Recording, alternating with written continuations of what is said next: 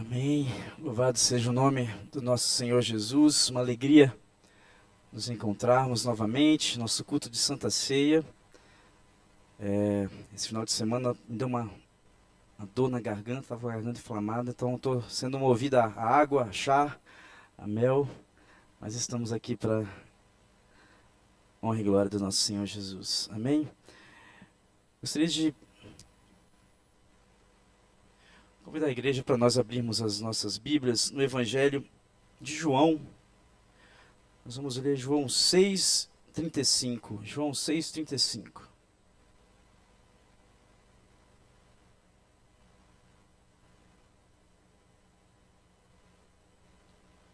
A versão NVT, Gabriel, por favor.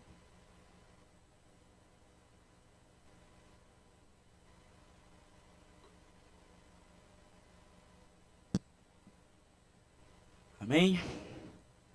Vamos ler juntos? Jesus respondeu: Eu sou o pão da vida. Quem vem a mim nunca mais terá fome. Quem crê em mim nunca mais terá sede. Amém? Vamos ler mais uma vez com mais força agora? Jesus respondeu: Eu sou o pão da vida. Quem vem a mim nunca mais terá fome. Quem crê em mim nunca mais terá sede. Amém. Eu sou o pão da vida. Irmãos, essa é uma das declarações mais profundas e mais impactantes de Jesus. Aqui nessa frase tão curta, ele nos revela a sua identidade.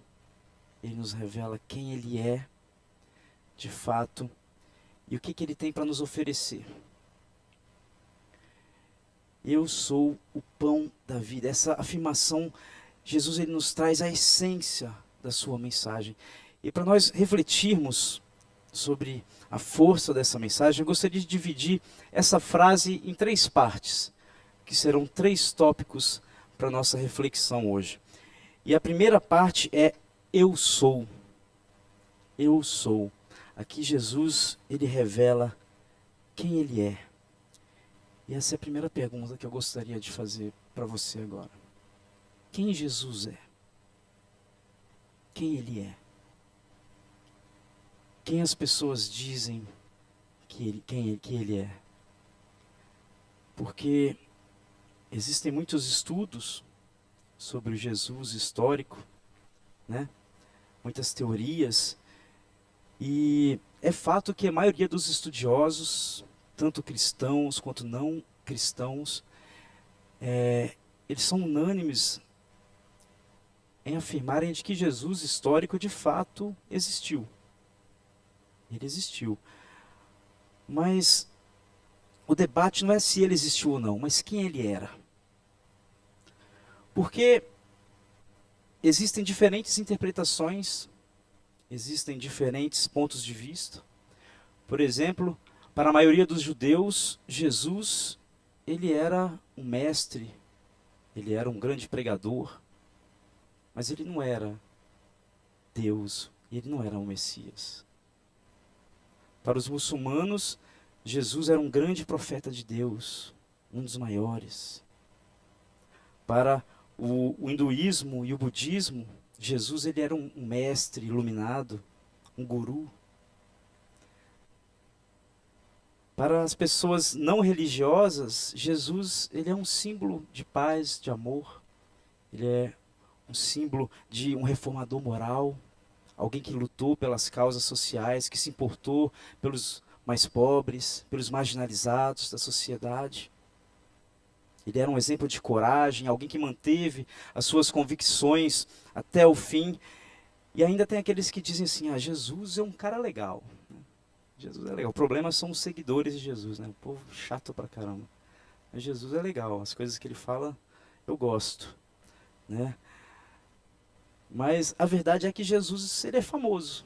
Todo mundo conhece Jesus, né? Ao longo da história, apesar de muitos afirmarem de que o cristianismo iria acabar, de que Deus está morto, a gente vê que o cristianismo continua crescendo, cada vez mais alcançando lugares de culturas totalmente diferentes. As pessoas têm se encontrado com Jesus. Mas, se a gente for pensar de forma mais pessoal agora, para você, eu quero que você pense, responda no seu coração. Quem é Jesus para mim? Quem é Jesus para mim? E é interessante porque essa resposta ela pode ser diferente de pessoa para pessoa, né? Porque às vezes eu posso colocar em Jesus uma projeção minha. Às vezes eu posso criar em Jesus a expectativa daquele que pode suprir as minhas necessidades, sejam elas físicas, emocionais ou espirituais. Mas a questão aqui, no Evangelho de João, quando Jesus ele afirma, eu sou, ele não está falando o que as pessoas pensam, quais são as teorias sobre ele, nem mesmo o que ele representa para mim. Ele está falando quem ele é. Quem ele é, de fato. Quem ele disse que ele era. E para nós refletirmos sobre esse tema, nós vamos dar uma passeada aqui no capítulo 6, desde o começo. E a gente vai perceber que Jesus ele fez essa declaração depois de uma série de acontecimentos. A gente vai perceber que quando ele declara, eu sou o pão da vida, algumas coisas importantes aconteceram. E se você abrir no seu capítulo 1, você vai ver que a primeira coisa que aconteceu foi a primeira multiplicação dos pães. E esse é um milagre tão marcante, tão importante, que ele aparece nos 4 evangelhos. O único milagre, junto com a crucificação e a ressurreição, que aparece nos 4 evangelhos, Mateus, Marcos, Lucas e João. Isso porque existe algo simbólico. E é interessante que João, diferente dos outros escritores dos evangelhos, ele não chama de milagre, ele chama de sinais. Porque sinal é diferente de milagre, né?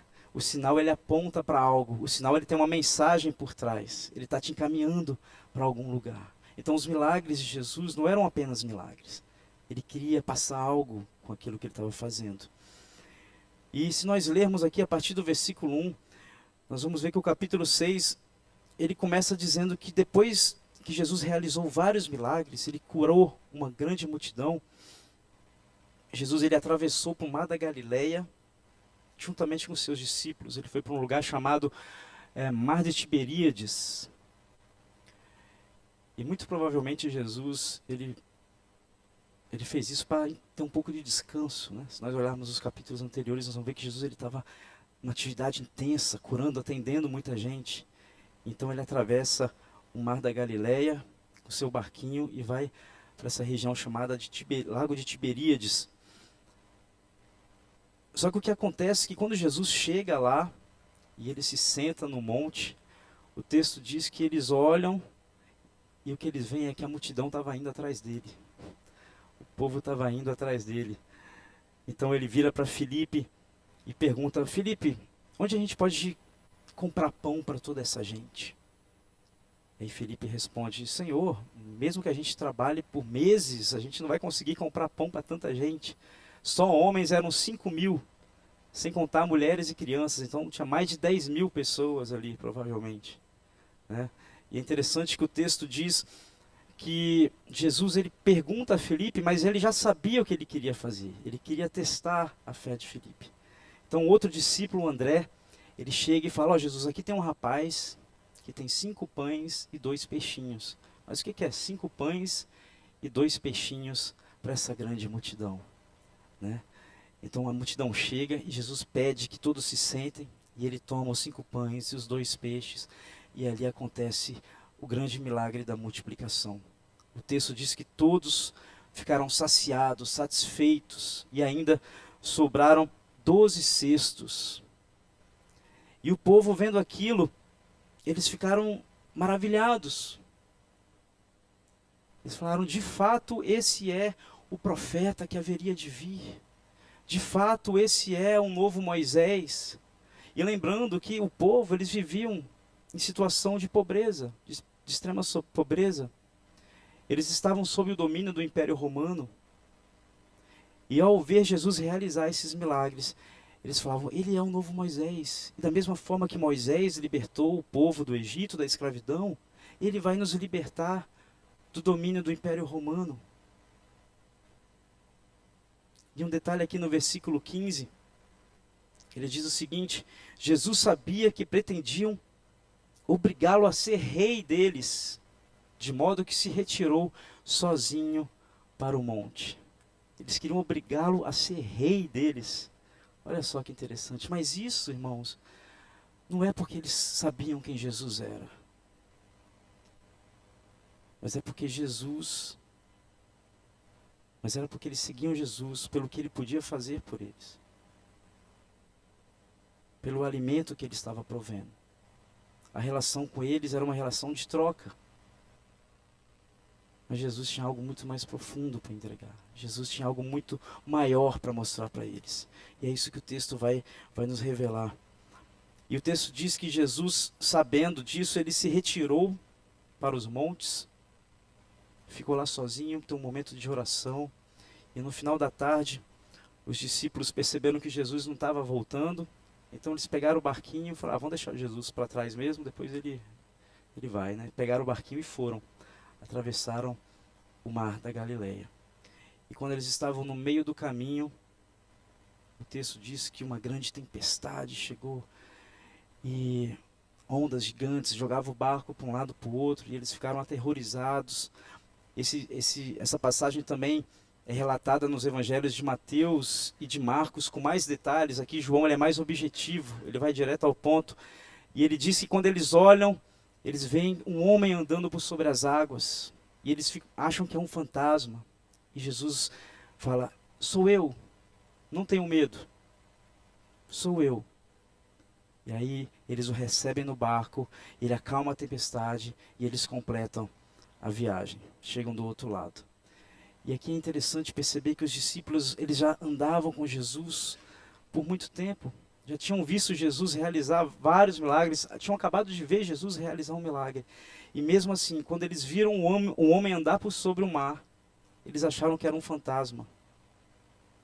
E quantas vezes nós também, quando nós passamos por tempestades nas nossas vidas, por situações difíceis na nossa vida, nós não cremos que Jesus pode nos curar, nos trazer restauração. Quantas vezes nós duvidamos, nós ficamos com medo. Mas nós temos que ouvir a voz de Jesus dizer, sou eu estou aqui com você. Eu posso acalmar a tempestade. Eu estou aqui do seu lado para trazer restauração para a sua vida. E o texto continua. Aqui a partir do versículo 22. E agora a história começa a ficar mais tensa. O negócio começa a ficar mais pesado. Ele diz o seguinte: no dia seguinte, a multidão que tinha ficado do outro lado do mar, viu que os discípulos haviam pegado o único barco dali e que Jesus não fora com eles. Alguns barcos de Tiberíades se aproximaram do lugar onde o povo tinha comido os pães depois que Jesus os abençoou. Quando a multidão viu que nem Jesus e nem os discípulos estavam ali, todos entraram nos barcos e atravessaram para Cafarnaum, a fim de procurá-lo. Encontraram-no do outro lado do mar e lhe perguntaram, Rabi, mestre, quando o Senhor veio parar aqui? Jesus respondeu, eu lhes digo a verdade, vocês querem estar comigo não porque entenderam os sinais, mas porque eu lhes dei alimento. Não se preocupe tanto com as coisas que se estragam, como a comida, mas usem suas energias buscando o alimento que permanece para a vida eterna, o qual o Filho do Homem pode lhe dar. Pois Deus, o Pai, colocou em mim seu selo de aprovação. Quando eles perceberam que Jesus e nem os discípulos estavam ali, eles foram atrás de Jesus, pegaram os barquinhos e foram atrás. E quando eles chegaram lá, eles viram que Jesus não tinha entrado no barco com os discípulos, né? E falaram, mestre, como você veio parar aqui? né? Você andou usando o seu poder de novo, né? E Jesus fala, vocês estão atrás das coisas erradas. Vocês querem milagres. Vocês querem um alimento físico. Mas eu tenho muito mais para te oferecer.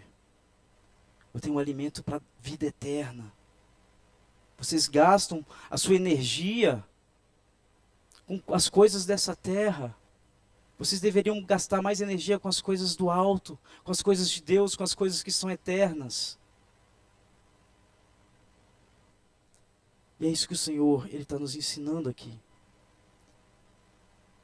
E no versículo 28, ele diz, nós também queremos realizar as obras de Deus, disseram eles. O que devemos fazer?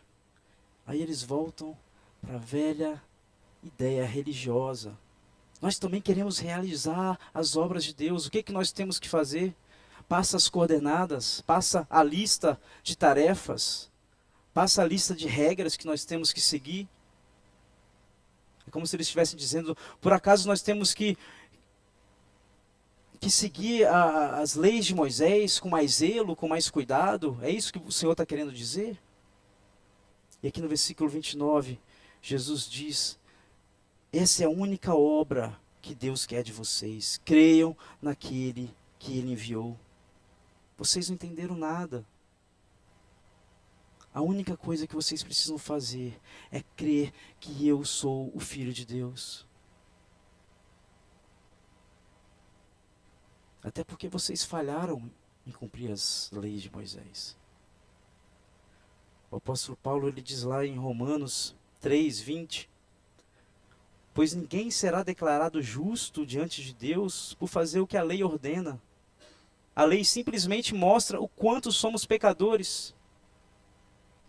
No versículo 28 ele diz, portanto somos declarados justos por meio da fé, e não pela obediência à lei.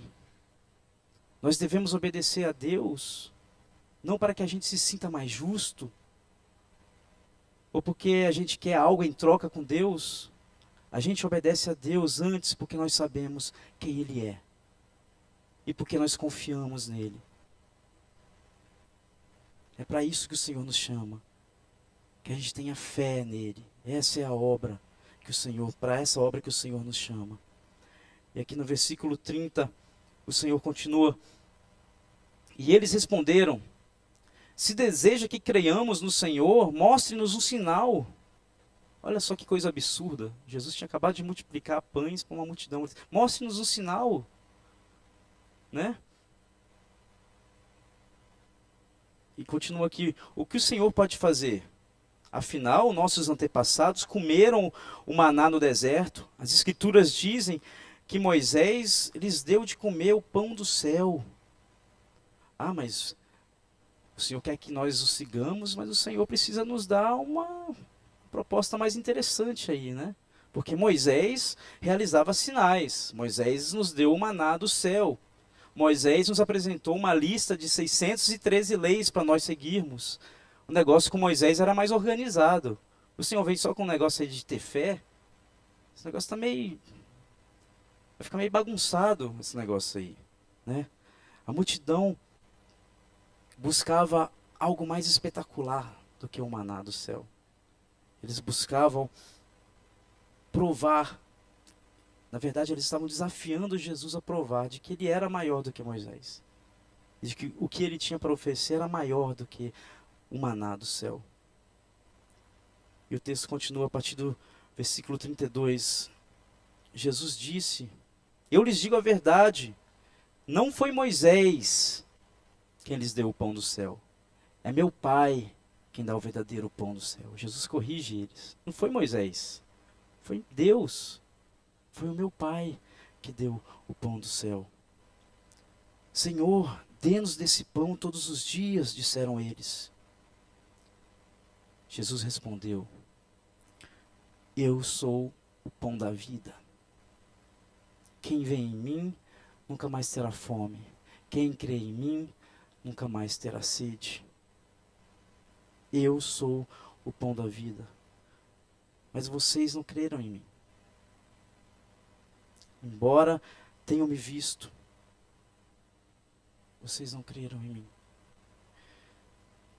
Irmãos, é aqui quando Jesus ele fala, eu sou o pão da vida, que ele revela quem ele é.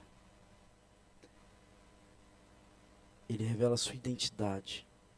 E é interessante porque o texto original no grego, quando ele diz eu sou, ele usa exatamente a mesma expressão do Antigo Testamento, quando Deus se revela a Moisés. Lá em Êxodo 3,14 diz que quando Moisés ele se depara com a sarça ardente, o chamando, e ele pergunta, quem és tu? E a voz responde, eu sou o eu sou. Eu sou o que sou. E quando Jesus ele repete essa mesma expressão, ele está nos afirmando de que ele é o próprio Deus, de que ele é Deus conosco, de que ele é a eternidade. Ele é imutável, ele não depende de nada, nem de ninguém, ele simplesmente é. Ele é tudo. Ele é o ar que nós respiramos. Todas as coisas foram feitas por meio dele, sem ele nada do que foi feito se fez. E Jesus ele repete esse mesmo eu sou 7 vezes no Evangelho. 7 vezes. Ele diz, eu sou o pão da vida. Eu sou a luz do mundo, aquele que dissipa as trevas, que revela o caminho da verdade. Eu sou a porta, eu sou o bom pastor, aquele que conhece, que guia, que entrega a sua vida pelas ovelhas. Eu sou a ressurreição e a vida. Eu sou o caminho, a verdade e a vida. Eu sou a videira verdadeira. Ele é. Ele simplesmente é. Ele é o verbo que se fez carne e habitou entre nós, cheio de graça, de verdade. E vimos a sua glória como unigênito do Pai. Ele é tudo. Ele é o ar que nós respiramos. E sem ele nós não somos nada. E ele sendo tudo. Ele sendo tudo. Ele se importa comigo e com você. E ele quer ser o alimento para a nossa vida. Ele quer ser o alimento para a nossa vida. E tudo que nós precisamos fazer é crer que ele é quem ele é. Não precisa de mais obras. As obras são consequências da sua crença, da sua fé nele. E quando nós cremos nele, nós nos lançamos nos seus braços, nós dedicamos a nossa vida para ele. Não por aquilo que ele tem para nos oferecer, mas porque nós reconhecemos quem ele é. E ele é o alimento que nos sustenta. E esse é o segundo ponto que eu gostaria de destacar aqui. Jesus ele é o eu sou e ele é o pão. Ele é o pão. O pão ele tem uma importância simbólica dentro da cultura judaica, porque representa o sustento e a provisão divina, representa a bênção, porque é considerado um dom de Deus, e representa também o trabalho humano, porque envolve o cultivo, envolve o preparo, o trabalho. Então, dentro da cultura, quando Jesus ele diz que ele é o pão, isso tem uma força especial para os judeus. E o que Jesus está dizendo é que ele é o alimento que nos sustenta. O nosso físico e a nossa alma. E quantas vezes nós nos preocupamos em ter o alimento, né? Quantas vezes nós ficamos ansiosos, achando que nós não vamos ter o que comer, o que vestir. Mas o Senhor, ele nos fala que eu sou o seu alimento, eu sou o seu pão de cada dia. Nós não precisamos andar ansiosos por coisa alguma, porque ele cuida de tudo. Lá em Mateus ele fala, contemple a natureza à sua volta, olhe as aves do céu, elas não trabalham e mesmo assim o Senhor lhes dá o alimento de cada dia. Quanto mais vocês que são filhos, olhe os lírios do campo, elas estivessem com mais beleza do que Salomão em toda a sua glória. Quanto mais nós, que somos filhos de Deus, Tudo que nós precisamos fazer é crer de que Ele cuida de tudo. Buscai primeiro o reino dos céus e sua justiça, e tudo lhe será acrescentado. E Ele cuida das nossas necessidades aqui na terra. Ele tem o alimento físico, mas o que Jesus está falando aqui é que Ele tem também o alimento para a nossa alma. Ele tem o alimento para a nossa alma. Jesus respondeu, versículo 35, eu sou o pão da vida. Quem vem a mim, nunca mais terá sede. Quem crê em mim, nunca mais terá fome, nunca mais terá sede. Mas vocês não creram em mim, embora me tenham visto.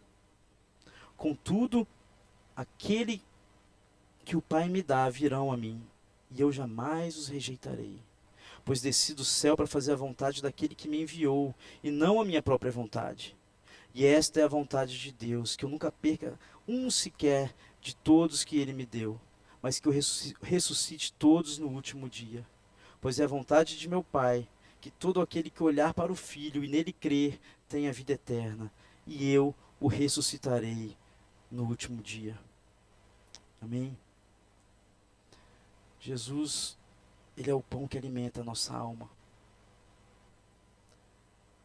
E quantas vezes nós vemos pessoas, ou até nós mesmos, que em certos momentos da nossa vida nós sentimos um vazio da nossa alma. Aquela fome, aquela sede de que nada preenche. E aí nós tentamos preencher com atividades, com distrações, com trabalho, com bens materiais, com pessoas. Colocamos essa expectativa nos nossos relacionamentos, nas amizades, nos filhos, no casamento. Esperamos que o outro possa nos trazer felicidade, que o outro venha preencher o vazio que só Deus pode preencher. E com isso nós nos frustramos. E esse é um dos motivos, dos maiores motivos do divórcio hoje em dia. Nós falamos sobre isso segunda-feira. As pessoas casam para que o outro faça feliz. Eles criam no outro a imagem daquele que pode suprir as suas necessidades emocionais, até espirituais. Mas eles vão perceber que são duas pessoas diferentes, e o casamento não é para isso, o casamento é uma construção. São duas pessoas diferentes, debaixo do Senhor, debaixo da graça, do amor do Senhor. É no casamento em que nós manifestamos a imagem de Cristo em nós. Porque não adianta, nós vamos nos frustrar. Porque o único que pode preencher o vazio do nosso ser é Jesus. E é isso que Jesus está falando aqui. Eu sou o único capaz de trazer satisfação na sua existência. Sem mim você vai ficar correndo atrás do vento, vai ficar tentando preencher esse vazio. Mas é só em mim que você vai encontrar. Nem na religião. Muitos acham que o cumprimento de ritos religiosos vai fazer você se sentir completo, vai fazer você se sentir como se estivesse fazendo algo para o reino de Deus. Mas Jesus ele nos fala aqui que é Ele quem nos atrai. A questão não é o que você faz, é o que Ele já fez. Não é o quanto você pode pagar, porque é impagável. Mas Ele já pagou por nós, a nossa dívida já foi paga por Ele. Não é o quanto você faz para merecer, porque nós não merecemos. Mas mesmo assim, Ele se entregou por nós e nos abre essa porta e nos chama para viver com Ele. E tudo o que nós precisamos fazer é crer. É crer de que nele nós temos a vida eterna. Crer que nele pode preencher o vazio do nosso ser. E ele continua aqui a partir do versículo 41. Ele diz o seguinte: então os judeus começaram a criticá-lo, pois ele havia afirmado: eu sou o pão que desceu do céu. Diziam: este não é Jesus, o filho de José? Conhecemos o seu pai e a sua mãe, como ele pode dizer: desci do céu? Jesus, porém, respondeu: parem de me criticar, pois ninguém pode vir a mim se o Pai que não me enviou não o trouxer a mim. E no último dia eu ressuscitarei. Como dizem as Escrituras, todos eles serão ensinados por Deus. Todo aquele que ouve o Pai e aprende dele vem a mim.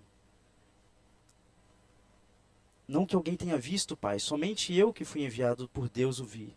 E eu lhes digo a verdade: quem crê tem a vida eterna. Sim, eu sou o pão da vida. Seus antepassados comeram maná no deserto, mas morreram. Quem comeu o pão do céu, no entanto, jamais morrerá.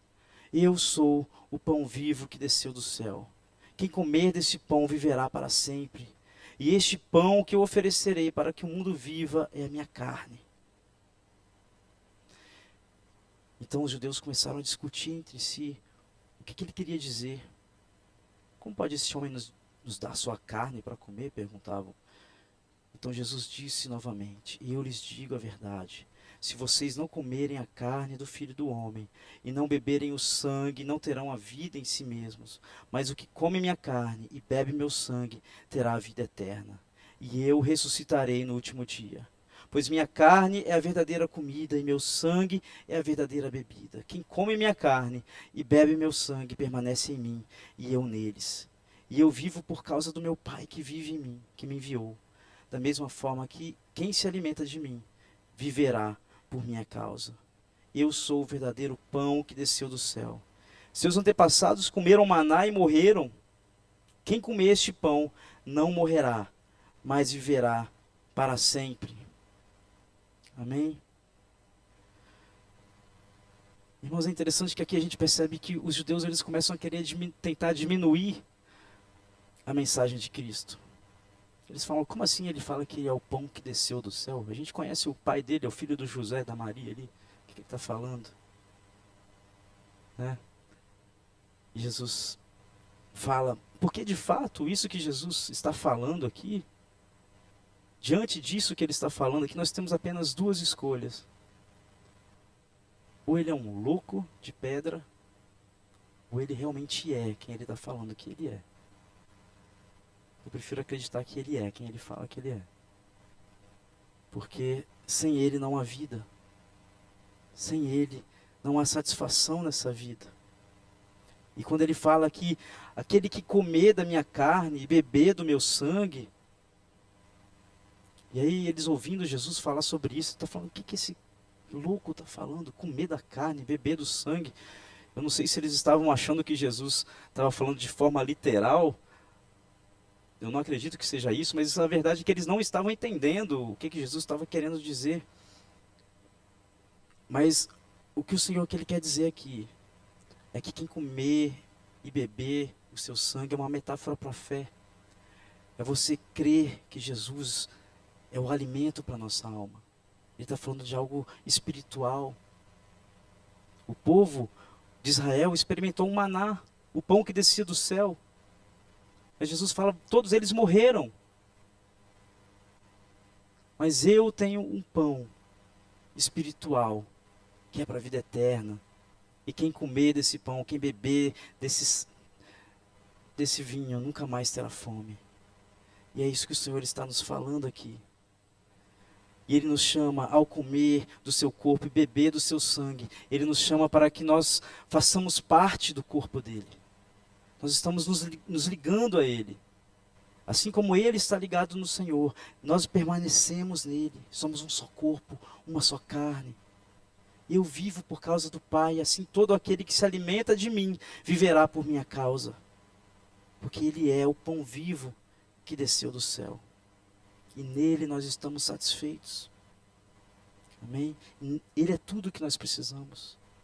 Ele é suficiente. A graça dele nos basta. E tudo o que nós precisamos fazer é reconhecer, acreditar e nos rendermos a Ele. De que Ele é o alimento para a nossa alma. E Ele é vida. E esse é o terceiro ponto. Ele é vida. O texto continua aqui a partir do versículo 60. E diz o seguinte: muitos de seus discípulos disseram: sua mensagem é dura. Quem é capaz de aceitá-la? Depois que Jesus disse que ele é o pão da vida, que eles teriam que comer do seu corpo e beber do seu sangue, eles ficaram aterrorizados com esse negócio. Essa mensagem é muito dura. Tá uma coisa meio estranha esse negócio. E Jesus continua, versículo 63, o Espírito é o que vivifica a carne. A carne para nada aproveita. As palavras que eu lhes tenho dito são espírito e são vida. Jesus está explicando que o que ele está dizendo é algo espiritual, não era algo literal. Jesus estava chamando eles para um compromisso. E foi aqui, nesse momento, que muitos perceberam que Jesus ele não era aquilo que eles queriam. Que Jesus não era um guru espiritual, que Jesus ele não era um gênio da lâmpada que iria ficar atendendo os pedidos deles, mas Jesus ele estava chamando para um compromisso espiritual com ele, para um compromisso de vida, e muitos não queriam ouvir isso. Muitos não queriam isso. Duro esse discurso. Quem pode ouvir? E o texto diz que diante disso, muitos dos seus seguidores se afastaram e abandonaram.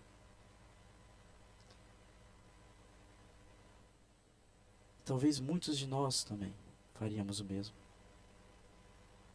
Talvez muitos de nós, quando nós nos deparamos de que Jesus, ele nos chama para um compromisso sério com ele, que o Senhor ele tem vida em abundância para nos dar, sim, que ele tem bênçãos para nos dar, sim, mas que nós precisamos nos submeter à vontade dele, e de que a caminhada com ele às vezes é uma caminhada de dor, é uma caminhada de sofrimento. Muitos de nós talvez faríamos o mesmo, viraríamos as costas para ele. É duro demais, é pesado. E é interessante a gente perceber aqui que no começo do capítulo 6, uma grande multidão seguia Jesus. Uma grande multidão. E aqui no final do capítulo 6, ele é abandonado por quase todos. As pessoas estavam seguindo a Jesus por aquilo que ele poderia oferecer, mas não por quem ele era. E o chamado de Jesus para nós é para um compromisso com ele. E aí muitos foram embora. E Jesus se volta para os 12 discípulos, e ele pergunta: e vocês? Vocês vão embora também? E aí Pedro, ele faz uma das declarações mais profundas que alguém poderia fazer, que é a minha declaração. Muitas vezes, quando eu tenho minhas crises de fé, eu lembro dessa fala de Pedro. E ele diz aqui: Senhor, para quem iremos nós? Só tu tens palavras de vida eterna. Nós cremos e sabemos que tu és o Santo de Deus. Só tu tens palavras de vida eterna. Não há para onde correr, não há outro como nosso Deus, não há nada nem ninguém que possa nos dar vida. Vida que vai além dessa vida, vida que vai além da morte, vida que vence a morte, vida que transforma a morte em vida. É nele que nós podemos encontrar a vida. Uma vida que é muito mais do que bens materiais, muito mais do que diversão, muito mais do que os prazeres dessa terra. É só nele que nós temos plena satisfação e uma caminhada para a eternidade. E para concluir, irmãos, quando o Senhor diz: eu sou o pão da vida, ele está dizendo que ele é Deus entre nós, ele é Deus conosco, ele é o pão que nos alimenta, ele é a vida que vence a morte, ele é o próprio Deus, ele é aquele que nos sustenta, que sustenta o nosso físico, que é o pão nosso de cada dia, nos momentos mais difíceis da nossa vida. Quantos aqui podem se lembrar de algum momento difícil em que você não estava mal financeiramente e que o Senhor proveu, e que o Senhor te alcançou, usou alguém para te abençoar? Eu tenho certeza que muitos aqui vão se lembrar. É porque Deus, Ele nos alimenta, o nosso físico e também a nossa alma. E Ele nos preenche. E Ele é vida. Ele é vida. Ele sai da nossa lógica. Ele é um homem, Ele é Deus, não tem como explicar. E tudo que nós precisamos fazer é nos render a Ele, crendo de que Ele é o pão da vida. Amém? Que o Senhor, meus irmãos, esteja no centro da sua vida. Que o Senhor esteja no centro de tudo. Do que você faz, do que você fala, do que você pensa. Que o Senhor esteja no centro de tudo. Que Ele seja o pão da sua vida. Amém? Convido a igreja a se colocar de pé. Nós vamos passar para o nosso momento de Santa Ceia. Vou dar os irmãos do louvor para ser chegando também.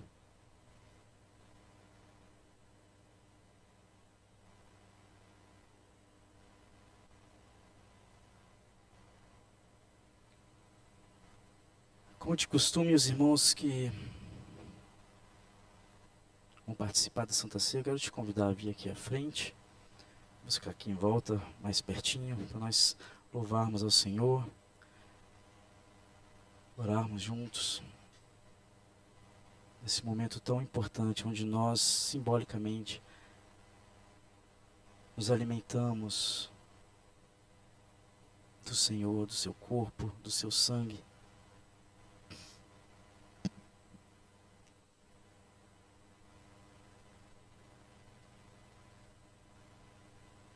Feche os seus olhos, vamos orar ao Senhor.